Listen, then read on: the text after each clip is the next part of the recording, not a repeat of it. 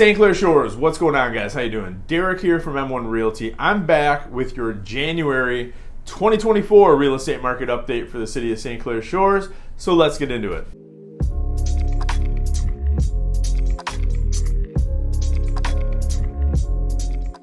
So I'm going to preface this video by saying these numbers I'm not 100% confident in. We'll get into why in a minute, but I'm just going to jump right in.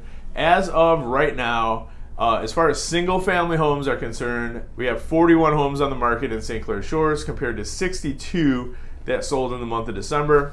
And if you remember last month, the average sale price in St. Clair Shores was super high. That's because we had a $2.3 million sale, we had a $1.7 million sale, we had several in the other canal homes that sold for $600,000 to $800,000. So that skewed our numbers like crazy in one direction.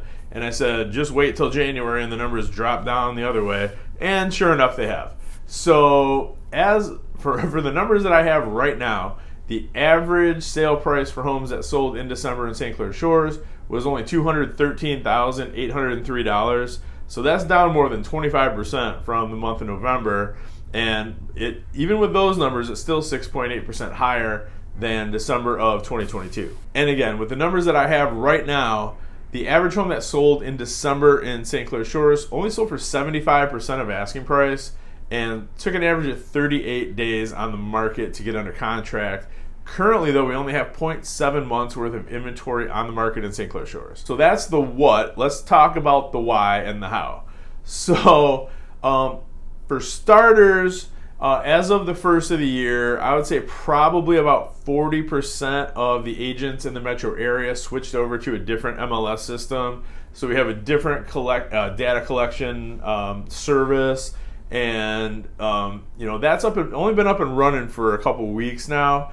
And I don't think all the data sharing has been in place yet. So I think there's probably some listings on the market as well as some sales that just they're reported on in one system, but they haven't migrated over to all of them, because we do have a data sharing agreement throughout almost all of Michigan, where all the different MLS systems, there's a dozen MLSs, probably more than that, in the state of Michigan, and they, with the exception of two of them, they all communicate with each other, share data, the whole 9 yards. So we don't have to go and advertise in multiple MLSs. We can just put it in one, and then everybody gets to see it. But like I said, I don't think all of the data has migrated in yet. And I'm going to come back in about a week, 10 days, something like that. I'm going to check these numbers again. And if anything's changed, I'm just going to make an updated video and post it so you guys know.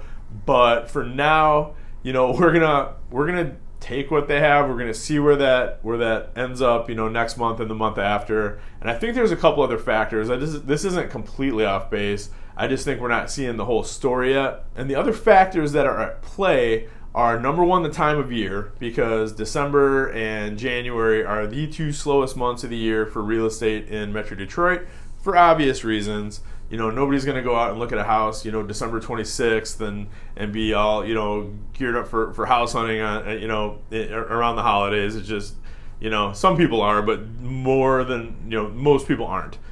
They're sitting at home enjoying time with family or hanging out and just not thinking about buying a house. So the other factor that we have to consider is, these houses closed in December, but they went under contract in November and October. And we have to think about where interest rates were for mortgages back at that point in time. They were the highest that they've been in years. So that's right about when interest rates peaked, and they've been dropping ever since. So currently we're in like the low to mid sixes, but right around, say around Halloween, when a lot of these houses went under contract, we were touching 8%. So that was the point where home buying in our market was the most unaffordable if you're getting a mortgage. So couple that with the fact that the average sale price was substantially higher in the shores, and interest rates were as high as they've been in, literally like probably 20 years. That's not a recipe for a ton of high volume dollar sales, So we got to factor that in as well. So I think what we're going to be seeing, we'll see what happens over the course of the next couple months here. I think things are going to kind of shake out and kind of restabilize. But I'd be shocked if that's accurate, that homes are only selling for 75% of asking price, considering that for the last couple years, they've been hovering right around full price, if not a little bit higher. So I think last month, I think it was just over 100%, which means, half of the homes that sold in November sold for over asking price because they had bidding wars. So, I pride myself in delivering accurate, timely information to you guys. These are the most updated numbers I have. I don't have a ton of confidence in them, and that's why I'm telling you that I don't have a ton of confidence in them, but we're going to just kind of wait and see what happens, and we're going to go from there. What I am expecting is, as rates continue to come down, and inventory is going to start building back up, just because of the time of year. Like, this is the bottom of the barrel for inventory always. This time of year, it always bottoms out in either January or February, and we're right here right now. So I would expect by like April or May, we'd have 100 more listings on the market than we do now. So that's just usually how it works. So we're going to monitor it. We're going to see what happens. I'll obviously report it back to you guys. And in the meantime, if there's anything that you want an update on, or anything that you want to know at all, or there's a particular house you want to take a look at, you know how to find me. Direct line is 586-491-5622.